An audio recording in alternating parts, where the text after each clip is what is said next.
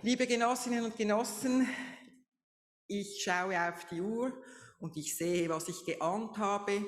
Wir sind in Verzug.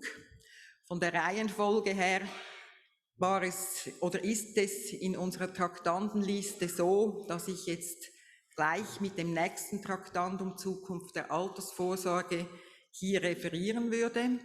Aber ich habe einen Vorschlag, weil ich begrüße inzwischen sehr herzlich Pierre-Yves Maillard, der mitten in der Session steckt, in der Sommersession und sich für heute freigemacht hat, zu uns zu kommen. Und Pierre-Yves, ich mache dir spontan den Vorschlag. Willst du nicht zuerst brandaktuell aus der Session zum Thema Altersvorsorge berichten und dann werde ich dann mein Referat nach deinem Input machen. Herzlich willkommen, Pierre-Yves Maillard, und vielen Dank.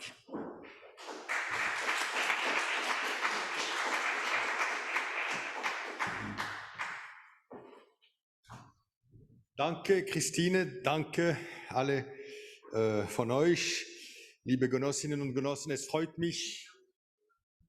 Ah, ihr habt eine Übersetzung. Okay, alors je peux parler français. Alors, okay. Das ist immer eine gute Übung für mich, Deutsch zu sprechen. Aber ich bin gerade im deutsch-schweizerische Radio gegangen, um eine Sendung zu registrieren. Also ich bin ein wenig erwärmt, darum wollte ich auch ein wenig mehr Deutsch sprechen. Also, je vais vous dire quelques mots sur la situation de la réforme de la prévoyance professionnelle et de la révision de l'AVS. Nous avons vécu une semaine difficile, vous avez pu le lire. Nous avons vécu une semaine où ce Parlement a imposé une augmentation de l'âge de la retraite des femmes à 65 ans. Et au fond, j'aimerais commencer par simplement ici clarifier un point. Quand on écoute les arguments des partisans de cette réforme, les partis bourgeois, les partis de droite, on a l'impression qu'ils ont fait un projet d'égalité. Das ist, als ob sie ein Gleichheitsprojekt gemacht hätten. Das ist erstaunlich. Ils disent « Ah, mais maintenant, il faut l'égalité à l'AVS ». Le seul problème, c'est qu'ils n'ont toujours pas réalisé vraiment dans la vraie vie l'égalité dans la carrière, dans les salaires et encore moins évidemment dans la période de retraite, dans les rentes, puisque dans les deux cas, les femmes, aujourd'hui encore, malgré des décennies, malgré des dizaines d'années de lutte, n'ont toujours pas encore obtenu qu'elles soient payées comme les hommes pour le même travail. Et elles ont encore des rentes cumulées entre deuxième pilier et premier pilier qui sont environ un tiers plus basses que les hommes.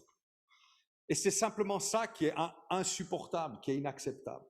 Le seul petit avantage qu'ont les femmes dans l'AVS est supprimé avant qu'on ait réellement réalisé l'égalité dans la carrière et dans le deuxième pilier. Alors ils nous disent, oui, mais le problème c'est dans le deuxième pilier. C'est vrai que l'inégalité la plus forte, c'est dans le deuxième pilier. C'est là que les rentes des femmes sont la moitié plus basses que celles des hommes, 50% plus basses que celles des hommes dans le deuxième pilier. Alors on nous dit, on va faire des changements dans le deuxième pilier. Bon, nous, on a proposé, dans un compromis avec l'organisation patronale, l'association patronale, Arbeitgeberverband, on a fait un compromis qui effectivement améliorait un peu les choses pour les femmes. Mais cette réforme, même si elle passait telle qu'elle, ce qui est encore loin d'être garanti, elle ne corrigerait pas toutes les inégalités dans le deuxième pilier, loin de là. Elle améliorerait un peu la situation des femmes, mais elle ne remplirait pas encore le but d'égaliser les rentes entre hommes et femmes dans le deuxième pilier.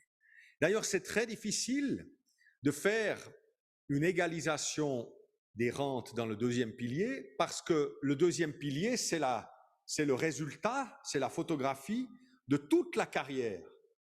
Et quand les femmes n'ont pas pu travailler à plein temps, quand elles ont consacré une partie de leur temps professionnel pour élever les enfants gratuitement, quand elles se sont occupées de leurs propres parents, tout le temps qu'elles ont donné gratuitement à leur famille, eh bien celui-là n'est pas compté dans les calculs de rente du deuxième pilier. C'est pour ça que c'est très difficile de corriger l'égalité par une réforme du deuxième pilier. On peut améliorer un peu les choses, mais on ne peut pas corriger. Donc le seul moyen de corriger les choses, c'est par l'AVS. C'est ça qu'on doit faire. C'est pour ça que c'est absolument normal que les femmes dans l'AVS aient un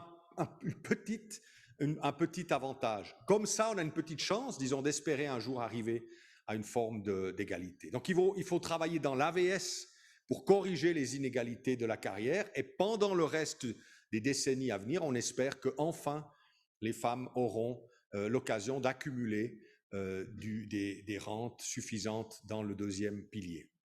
Et qu'est-ce qu'il faut pour ça? Il faut absolument développer les structures de garde d'enfants. C'est ça qui aujourd'hui fait que beaucoup trop de femmes ne peuvent pas travailler à plein temps alors qu'elles ont les qualifications, alors qu'elles ont la volonté de le faire. Il y a beaucoup trop peu de garde d'enfants. Et c'est un argument que j'apporte souvent dans ce débat. Augmenter l'âge de la retraite des femmes, mais aussi des hommes, c'est fermer la plus grande garderie de Suisse. Alors que nous avons déjà trop peu de solutions de garde, les grands-parents apportent des solutions pour les familles. J'en sais quelque chose. Si je n'avais pas eu ma mère, nous n'aurions pas pu travailler, ma femme et moi, autant qu'on l'a fait avec nos 2 enfants. Ça aurait été impossible.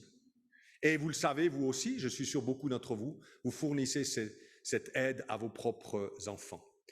Le temps à la retraite n'est pas un temps où on ne fait rien, c'est un temps où on travaille gratuitement. Évidemment avec plaisir, mais enfin c'est une prestation. La Confédération a estimé cette prestation en valeur financière à 8 milliards de francs par an. Les grands-parents fournissent des heures gratuites de garde d'enfants, de Kinderbetreuung, pour environ 8 milliards de francs par an. Alors quand on élève l'âge de la retraite, si on perd ne serait-ce que 10%, c'est déjà 800 millions de transferts de charges de l'AVS vers les familles qui travaillent. Ça veut dire qu'une augmentation de l'âge de la retraite, que ce soit pour les femmes ou pour les hommes, est un mauvais calcul macroéconomique. Nous avons demandé en commission, est-ce que vous pouvez calculer combien on va perdre d'heures de prise en charge des enfants ou de prise en charge des personnes malades avec une augmentation d'1 année d'âge de la retraite? Personne n'a voulu faire ce calcul. Évidemment, ce serait évidemment déjà une bonne partie de l'économie dans l'AVS qui serait perdue de cette façon. Nous avons demandé ce que ça coûterait à l'assurance chômage 50 000 femmes qui travaillent 1 année de plus. 50 000 femmes qui travaillent 1 année de plus, il ne faut pas nous dire que ça n'a aucune conséquence sur le marché du travail. Même si seulement 10 000 femmes, même si seulement 10 000 places de travail sont perdues, enfin ne sont pas offertes à des plus jeunes, c'est déjà des centaines de millions de francs pour l'assurance chômage. Donc macroéconomiquement, cette idée d'augmenter l'âge de la retraite est une bêtise. Si on fait les calculs globaux, on voit qu'on fait peut-être économiser un peu d'argent à l'AVS, mais on charge les autres assurances sociales et on charge surtout les ménages de prestations qu'ils ne peuvent plus obtenir de leurs proches. Il y a une évidente injustice dans cette réforme et il y a surtout un signal qu'on doit donner. Si les partis de droite veulent assainir l'AVS par la hausse de l'âge de la retraite, alors cette première étape ne suffira évidemment jamais. Et qu'est-ce qu'ils sont en train de faire? Ils sont en train de tester la population pour voir si on peut augmenter l'âge de la retraite. Ils sont évidemment en train de le faire de manière à diviser. Ils vont dire, ah, les hommes peut-être vont accepter pour les femmes qu'elles travaillent. Peut-être une partie des femmes va même accepter. Et une fois qu'ils auront fait ça, ils ont déjà décidé une motion qui demande au Conseil fédéral de venir avant 2026 avec une nouvelle réforme. Et dans cette nouvelle réforme, c'est évident qu'ils viendront avec de nouvelles propositions pour augmenter l'âge de la retraite de tous cette fois-ci. Et si on va dans cette logique, alors on est complètement faux. Tout le monde qui a connu quelqu'un qui travaille et qui cherche du travail après 50 ans sait déjà à quel point c'est difficile de trouver du travail après 50 ans. Il y a encore tellement de jeunes qui ne trouvent pas de travail après l'apprentissage. Dans ces conditions, vouloir nous faire travailler jusqu'à 66 ans, 67 ans, c'est absurde. Et il y a des alternatives. D'abord, il y a la plus ancienne alternative, la plus propre, la plus facile, c'est l'augmentation des cotisations salariales. Chers camarades, ça fait 30 ans quasiment qu'on n'augmente plus ces cotisations. On a pu le faire juste un tout petit peu avec la réforme de la fiscalité des entreprises, 0,3, mais pendant 30 ans auparavant, on n'avait plus jamais augmenté ces cotisations. Et ça, c'est nouveau. Quand on a créé l'AVS, la Suisse n'était pas plus riche qu'aujourd'hui. Je raconte souvent cette histoire.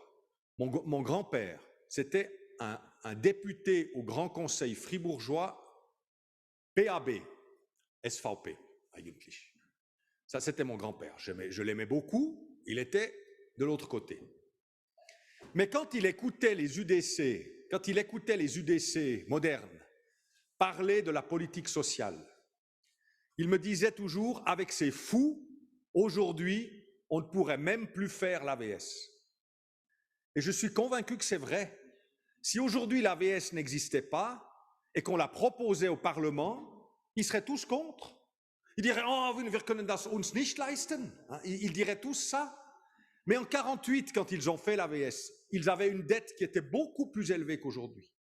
Ils sortaient d'une guerre, ils n'avaient pas d'argent. Les perspectives démographiques étaient les mêmes et ils ont osé faire l'AVS. Et déjà à l'époque, ceux qui étaient contre disaient « Oui, oui, vous verrez, dans 20 ans, il n'y aura plus d'AVS ». Eh bien, elle est encore là, 70 ans plus tard. Et non seulement elle est encore là, mais ils n'ont pas cessé d'améliorer les rentes. Toutes les premières révisions de l'AVS ont été des améliorations de prestations. En 1968, une révision de l'AVS a eu lieu. Déjà, l'espérance de vie avait augmenté. Déjà, le temps à la retraite avait fortement augmenté. Mais qu'est-ce qu'ils ont fait en 1968 ? Ils ont regardé le niveau des rentes, ils ont dit « Ah, mais avec ça, on ne peut pas vivre ».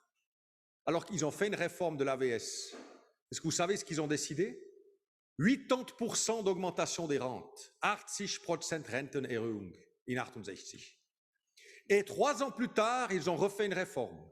Ils ne se sont pas dit « Oh, qu'est-ce qu'on a fait ? On a été trop loin ». Non, ils ont dit « Ah, la hausse de 68 n'était pas suffisante ». Ils ont encore augmenté les rentes de 20% en 1971. Et ils ont adapté les cotisations. Et simplement, la cotisation, c'est un système intelligent. On déplace une partie de son salaire, au lieu de le recevoir maintenant, quand on travaille, on le déplace pour plus tard. Et on l'obtient en termes de rente. Ça, c'est la bonne solution de financement.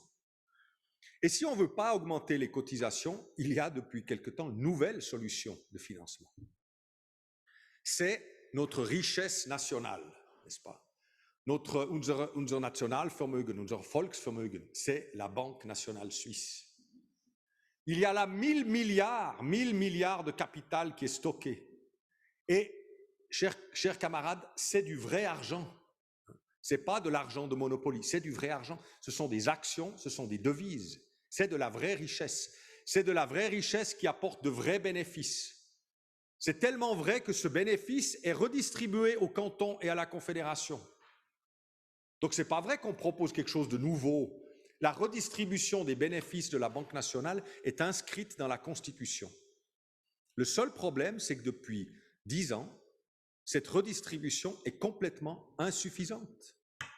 Normalement, la Constitution dit la BNS, la Banque nationale suisse, doit donner les bénéfices pour 2/3 au canton et 1/3 à la confédération.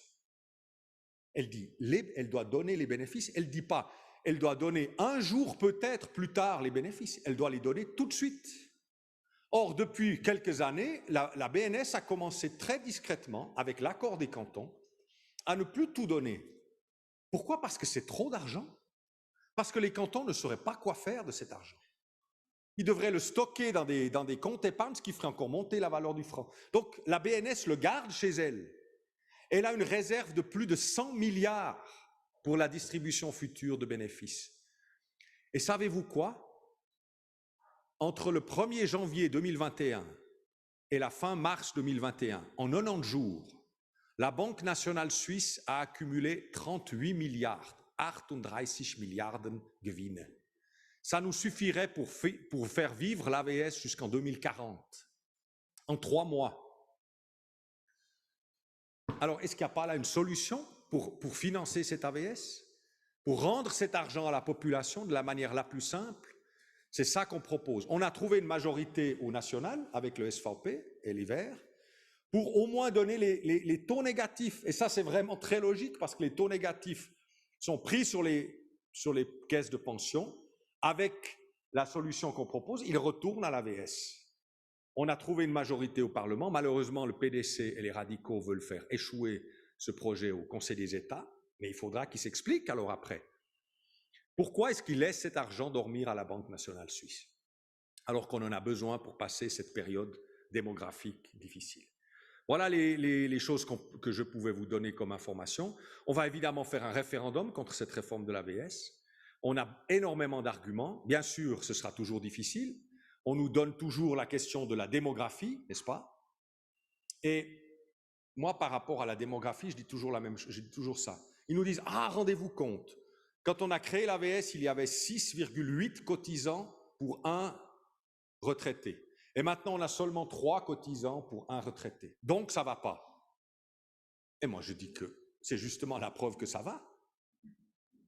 On a réussi à passer de 6,8 cotisants pour un retraité à 3,2 ou 3,3 cotisants pour un retraité. On a fait cette évolution-là en 70 ans et nous avons toujours 48 milliards dans le fonds AVS et les rentes sont payées. Si on nous avait dit il y a 50 ans, voilà l'évolution démographique, on nous aurait dit, ouh là là, c'est trop dangereux. Et la preuve est faite qu'on peut vivre avec une réduction du nombre de cotisants par rentier. C'est possible puisqu'on l'a fait. Et si on l'a fait pendant 70 ans, on peut encore le faire. Simplement, on doit admettre qu'on déplace une partie de nos revenus vers la retraite. Pas pour du luxe. Les retraites ne sont pas du luxe. Ceux qui disent que les retraités sont des privilégiés devraient avoir honte. La rente moyenne LPP plus AVS est de 3 450 francs. Voilà la rente en moyenne. Si ça, c'est un privilège, alors je ne sais pas ce que ça veut dire, n'est-ce pas? Donc, il y a la possibilité, avec la démographie, de continuer à avoir de bonnes rentes. C'est pour ça qu'on a lancé la 13e rente AVS. C'est une simple justice. Pourquoi? Il se passe quelque chose dans le 2e pilier qui est complètement fou.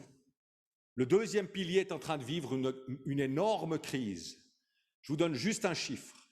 En 2025, les gens qui vont partir à la retraite avec le même capital auront une retraite 20% plus basse que ceux qui sont partis en 2010 avec le même capital. Au lieu d'avoir 2 000 francs de rente, avec le même capital, on aura 1 600 francs de rente. Pour toujours. La baisse du taux de conversion dans la partie surobligatoire a été tellement brutale qu'on a aujourd'hui une rente 20% plus basse avec le même capital en 15 ans. Et on ne peut pas laisser cette baisse des rentes se faire. Donc, il faut compenser cette baisse de rente. La droite et les assurances voudraient qu'on compense avec du 3e pilier. Ils nous disent, oui, c'est vrai, les rentes baissent, alors prenez du 3e pilier. Mais qui peut se payer un 3e pilier aujourd'hui quand il travaille? Juste 20, 30, 40% des gens peuvent se payer un bon 3e pilier. Évidemment, quelques-uns ont un petit 3e pilier, mais qui suffisent pour compenser cette perte, c'est évidemment seulement une minorité. Le meilleur moyen de compenser cette perte, le moyen le plus avantageux, le plus facile, c'est d'augmenter les rentes dans l'AVS. C'est pour ça qu'on a fait cette 13e rente. Et il y a les moyens pour la financer. Voilà, chers camarades, ce que je voulais vous dire. Merci beaucoup.